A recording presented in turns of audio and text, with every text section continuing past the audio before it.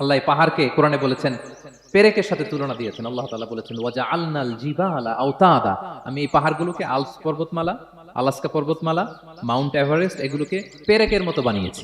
কিসের মতো? তা আল্লাহ পাহাড়গুলোকে পেরেকের সাথে তুলনা করেছেন। তার মানে পাহাড় যতটুকু আপনি দেখেন এটা পাহাড়ের মাথা, এর পুরো অংশটা মাটির ভিতরে। আল্লাহ যখন এই পৃথিবী সৃষ্টি করলেন, পৃথিবীর মধ্যে ভাইব্রেশন হচ্ছিল, কাঁপাকাঁপি, কাঁপছিল পৃথিবী। আল্লাহ পৃথিবীর কাঁপাকাঁপি বন্ধ করার জন্য এই পেরেকের মতো পাহাড়গুলোকে পৃথিবীতে ঠুকে দিলেন, কাঁপাকাঁপি বন্ধ হয়ে গেল। এইভাবে সাত আসমান, এরপরে আল্লাহর কুরসি, মাউদাউল কাদামাইন, যেখানে আল্লাহ তার কুদরতি পা রাখেন। তো সাত আসমানটা যত বড়, পুরো সাহারা মরুভূমির মধ্যে আংটি ফেলে দিলে মরুভূমির তুলনায় আংটি যত ছোট, আল্লাহর কুরসির তুলনায় পুরো সাত আসমানটা ঠিক তত ছোট। কল্পনা করা যায়? এজন্য আল্লাহ বলেছেন আফালা ইয়ানজুরুনা ইলাল ইবিলি কাইফা খুলিকাত, একটু উট নিয়ে চিন্তা করতে পারো না? আকাশটা নিয়ে একটু ভাবতে পারো না? ওয়া ইলাল জিবালি কাইফা নুসিবাত, একটু পাহাড়ের দিকে তাকিয়ে একটু অবজারভেশন করা যায় না, রিফ্লেকশন?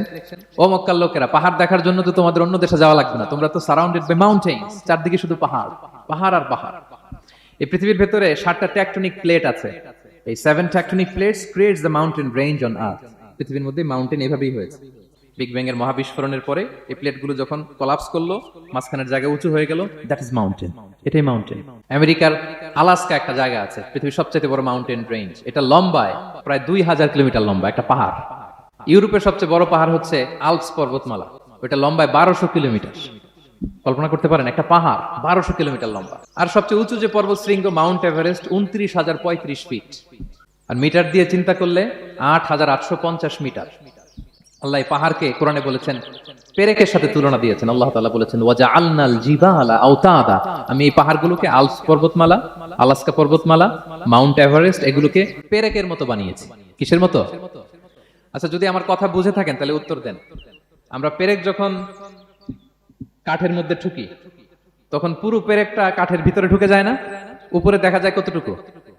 হাতুড়ি দিয়ে একটা পেরেক যখন আমি একটা কাঠের ভিতরে ঠুকে দিলাম, এরপরে কি পুরা পেরেকটা দেখা যায়? আর কতটুকু দেখা যায়? সামান্য মাথাটা। তো পুরা পেরেক গেল কই? ভিতরে।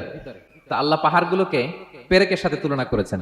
তার মানে পাহাড় যতটুকু আপনি দেখেন এটা পাহাড়ের মাথা, এর পুরো অংশটা মাটির ভিতরে। 29,035 ফিট মাউন্ট এভারেস্ট যেটা, এটার কমপক্ষে 10 গুণ এটা মাটির ভিতরে আছে। আলাস্কা পর্বতমালা বাইরে যদ্দূর 10 গুণ ভেতরে, আলপস পর্বতমালা বাইরে যদ্দূর 10 গুণ ভেতরে, তুর পাহাড় বাইরে যদ্দূর 10 গুণ তার ভেতরে। আল্লাহু আকবার। এজন্য আল্লাহ বলেন ওয়াইলাল জিবালি কাইফা নুসিবাত, ওরা কি পাহাড়ের দিকে তাকায় না কিভাবে এই পাহাড়গুলোকে আমি তৈরি করেছি? আল্লাহ যখন এই পৃথিবী সৃষ্টি করলেন, পৃথিবীর মধ্যে ভাইব্রেশন হচ্ছিল, কাঁপাকাঁপি, কাঁপছিল পৃথিবী। আল্লাহ পৃথিবীর কাঁপাকাঁপি বন্ধ করার জন্য এই পেরেকের মতো পাহাড়গুলোকে পৃথিবীতে ঠুকে দিলেন, কাঁপাকাঁপি বন্ধ হয়ে গেল। এই দৃশ্য দেখে ফেরেশতারা বলে ইয়া রব হাল মিন খালকিকা আশাদ্দু আলাল জিবাল, আল্লাহ পাহাড়ের এত শক্তি, পৃথিবী কাঁপতেছিল, পাহাড় আপনি ঠুকে দিলেন, পৃথিবীর কাঁপাকাঁপি বন্ধ হয়ে গেল। আপনার সৃষ্টির মধ্যে পাহাড়ের চেয়ে শক্তিশালী কিছু আছে? আল্লাহ বললেন আছে। সেটা কি? আল হাদিদ। আল্লাহ বললেন সেটা লোহা, কারণ লোহা দিয়ে পাহাড় কাটা যায়, ঠিক কিনা? লোহার কথা শুনে ফেরেশতারা অবাক, লোহা পাহাড়ের চেয়ে শক্তিশালী? ফেরেশতারা প্রশ্ন করলো ইয়া রাব্বি হাল মিন খালকিকা আশাদ্দু মিনাল হাদিদ, তাহলে আপনার সৃষ্টির মধ্যে লোহার চেয়ে শক্তিশালী কিছু আছে? আল্লাহ বললেন আছে। কি সেটা? আন্নার, আগুন। কারণ আগুন লোহাকে কি করে? গলিয়ে ফেলে। ফেরেশতারা শুধু অবাকই হচ্ছে। ফেরেশতারা বলে আগুনের চেয়ে শক্তিশালী কিছু আছে? আল্লাহ বলে আছে আলমা, পানি। কারণ আগুনে দাউ দাউ করে জ্বলে ওঠা আগুনের মধ্যে পানি দিলে আগুন অস্তিত্ব হারায়। ফেরেশতারা শুধু অবাকই হচ্ছে। তারা বলে তাহলে পানির চেয়ে শক্তিশালী কিছু আছে? আল্লাহ বলেন আছে আর রিহ, বাতাস। কারণ বাতাস পানিকে একদিক থেকে আরেক দিকে নিয়ে যায়। জলের মধ্যে বায়ুর উচ্ছ্বাস লাগলে জলোচ্ছ্বাস তৈরি হয়, ঠিক কিনা? ফেরেশতারা আবার অবাক হয়ে বলে তাহলে বাতাসের চেয়ে শক্তিশালী কিছু আছে? আল্লাহ বললেন আছে। সেটা কি? বলতেছে বনি আদম।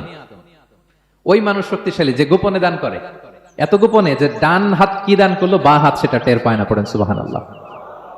এই লম্বা হাদিস বলার বা বোঝানোর মূল উদ্দেশ্য হচ্ছে আল্লাহ পাহাড়কে সৃষ্টি করেছেন ওয়া ইলাল জিবালি কাইফা নুসিবাত, পাহাড়কে আল্লাহ তাআলা জমিনের মধ্যে এভাবে সেট করেছেন। আল্লাহ বলে ওরা কি একটু পাহাড়ের দিকে তাকায় না?